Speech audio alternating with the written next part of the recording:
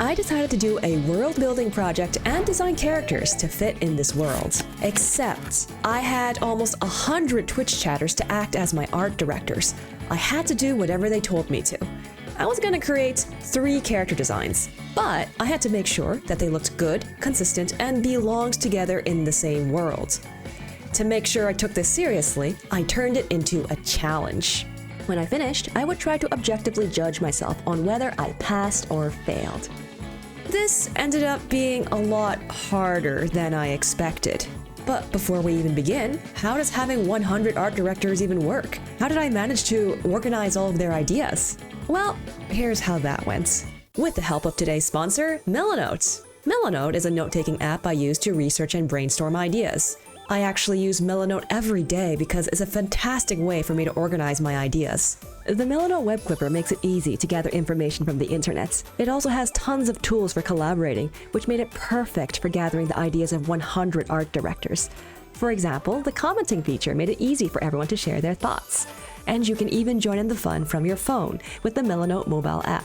If you want to be a part of this, you can get started for free with the link in the description. I wasn't entirely sure how I wanted to structure this at first, so the first thing I did was open a test board to the public. Here is the link. Whoa, there's so many people here. That's a Clodsire over here. How many people are here? Okay, that's lots of fun, but it's pretty chaotic. So I figured it might be better to give it a little bit of structure to begin with. So here are the rules of the challenge. First, I'm gonna pick 2 people that determine the overall setting of the worlds. Then, I'll pick 3 more people to be the lead art directors. They're gonna be in charge of 3 different characters, and what they say goes. I have to follow their lead no matter what. After that, I'll open the boards to the public, and everyone else is free to flesh out the character however they want. And I'll use these as inspiration to develop my characters further. Finally, I'll take my completed designs and rate them based on the following criteria. 1. How appealing and successful were the character designs overall? 2. Do the characters even look like they belong together? Do they look like they exist in the setting of the world? And number 3. How well did I follow the prompts of the art directors? Let's see how this goes. Okay, it's time to figure out the setting of the world. I randomly selected 2 people from Twitch chat to lead the effort. All right, I'm about to draw a winner. Here goes. Oh, this is funny. The winner is... Nilot! One more! 2 people in charge of this, okay? Another winner is Stunseed! You transfer your winnings to iCreate? You can't do that! You have to type !replace iCreate if you want to do it. The first contributor had some really great ideas. You got entire civilizations existing in a huge asteroid impact crater. Ooh, I like that. So let's find some images. That's sick, dude. That's so cool. But the second had plans of their own, shall we say. There has to be anime girls? All right, I'll write this down. Anime girls came from the asteroid. The anime girls must be cute. Post-apocalyptic. Lots of remnants of old world, but kind of moved on. I'm just gonna copy paste that. That's so good. Post-apocalyptic is when everything is ruined. Post means everything is going back to nature, right? With this, the general direction of the world was decided. I don't know what I've signed myself up for, honestly. So it was time to choose the lead art directors for the 3 characters. They laid the basic foundations for their characters, and then I made the board public. Oh, here they come. Surely nothing could go wrong with this, right? So be good. I'm gonna sit here and organize them a little bit so they look pretty. All right, I have been streaming for over 4 hours now, so I think unfortunately I will have to stop streaming for now. I will, however, leave this open. We can revisit this next stream and see how everyone is doing. But for now, I will have to end the stream, okay? Thank you so much, everyone, for participating. This is so much fun. So I just went to bed, and this is what I woke up to. You guys did so much good work on this. Like, what is going on here? This is crazy. People in my Twitch chat are generally really well behaved, but I didn't expect anything like this. So let's see what kind of characters everyone decided to create. The winner is Infamous Dusk! Yay! Here's the first character led by Infamous Dusk. Thinking of something like an owl or snake. Okay. Owl or snake. Owl? Okay. Owl-themed character. They also wanted a ruined, sandy theme to match the post-apocalyptic vibe, but since her setting was actually more post-apocalyptic and had a lot more greenery, we adjusted it to a more nomadic and hopeful feeling instead. He grew up in the slums, an anti-hero assassin spy. Ooh, and is a secret agent slash spy slash assassin, so spy owl, all right? A defining weakness. The character might have been born unable to fly or lost their ability to fly at a young age. Ooh, this might lead to an interesting character design. So they can't fly, but in stark contrast to the rest of the tribe, who pride themselves on their ability to fly, not only to hunt, but to traverse great distances. Perhaps an important part of their nomadic culture. Okay, nomadic owl tribe. I love it, I love it, love it, love it. Time to start thumbnailing. My first idea was just to draw an owl with a cloak, but it looked a little bit too close to just a real owl in a costume. I tried taking it in the opposite direction and giving it more human anatomy, with separate wings, like an angel. But now I kind of felt a little bit too human. So how about something in the middle? I gave him a headscarf for that nomadic feeling, and a bunch of belts and pouches and a knife for hidden weapons and poisons or something. For the prosthetic arm, I went for something smooth and futuristic looking, perhaps a remnant of ancient technology before the apocalypse. Then I made all those prosthetic feathers blades because, well, this is an assassin of some kind, right? But the blades can't always be out in the open, so I also designed a mechanism to keep them safely stowed away, as well as some cloth to keep it hidden when they're not using it. And with a little bit of cleanup and color, here's how it ended up. Meet Owlfred, the nomadic owlkin assassin. I think that actually went pretty smoothly. This challenge isn't so hard after all. Or so I thought. But it's time to design him a partner, so let's move to the next character. The winner is... It's not... There's no way! You don't win again! No, I'm vetoing this. You don't get to win again, Ivory. I can't believe how rigged this is. Pro in sex! That is definitely a username. Pro in sex was selected to direct the second character, and he decided... Uh-oh. So I need to make them look like they come from the same worlds, and maybe even they're like allies in the same party. Skibbity toilets. Wait, are you serious? You want to take this back, or is Skibbity toilet? Why not? All right, this one's gonna be the Skibbity toilet character. All right, here's our reference image, okay? That's an interesting start. Can I make Skibbity Mew? Wait, as in the Pokemon? As in the Pokemon? Skibbity Mew? No, just mewing. Okay, it must mew. What is this? What am I looking at? Bruh. All right, we'll just grab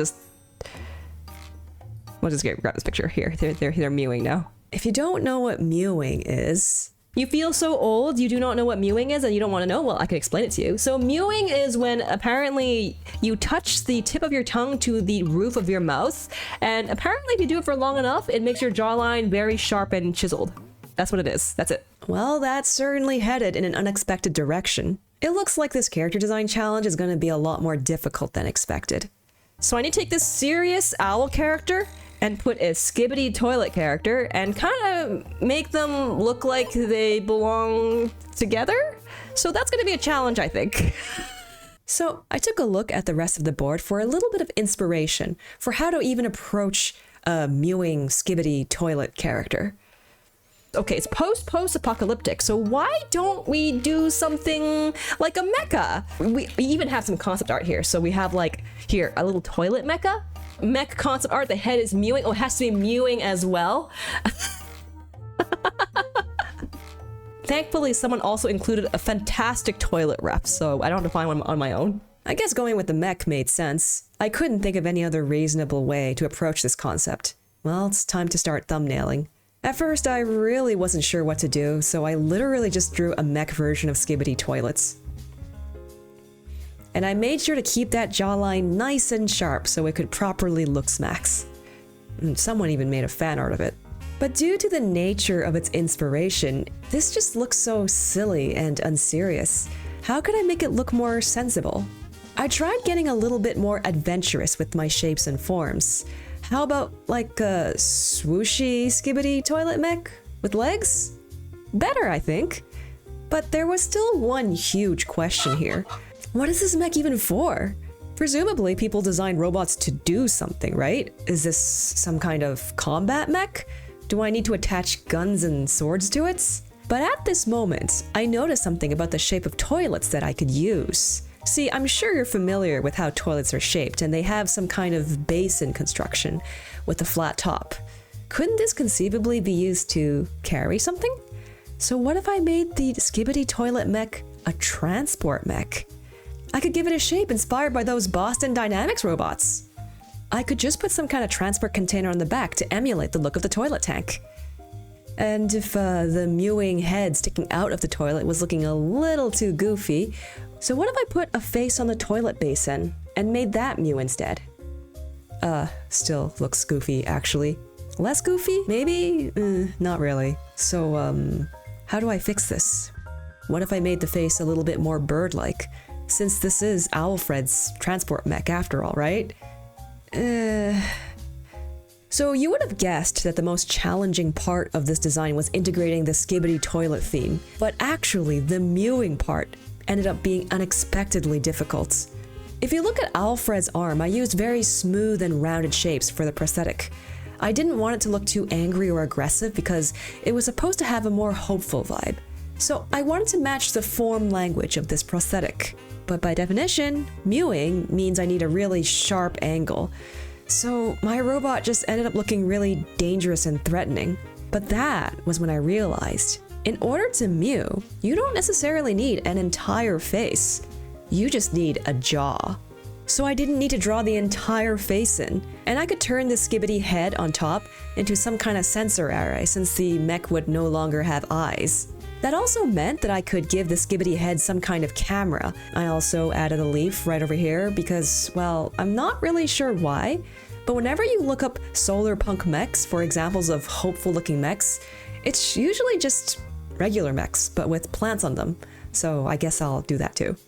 And since this is Alfred's transport mech, I figured that maybe Alfred's culture would decorate the mech a little bit. So I added a headpiece and some cloth, and here's how it ended up looking. Honestly, I don't really know about this one, but meet SK1BD. Let's move on to the final character, shall we? After literally designing a character after Skibbity Toilet, I thought surely the worst is over. Well, let's see about that. One more, last winner. Krisnik! Yours will be a gender-bent Kirito themed after the edge. I assume this is an anime girl, right? This is the anime girl character? Okay, Kirito from Sword Art Online. It's gonna be fine. Don't worry. Here he is. You may not like it, but this is peak character design, alright? Not exactly the most adventurous of designs, but we can definitely make it work. And for those of you that don't know, Edge is the name of this egg character. I feel like this one, the third one, is a good candidate for the, quote, protagonist of our lineup. So I think I'll try to make gender-bent Kirito but egg-themed the protagonist of our lineup. A lot of things, a lot of good ideas here. And a lot of Sword Art Online. Oh, another good idea I liked is someone suggested rollerblades, so why not? It's a pretty basic idea. But what about the lore? Character lore. In short, tiny asteroid makes crater, bird lays egg in crater, magical anime girl remnants turn egg into anime girl watches Sword Art Online and wants to become cute. Wait, are you saying that Sword Art Online canonically exists in this world? I don't know how I feel about that.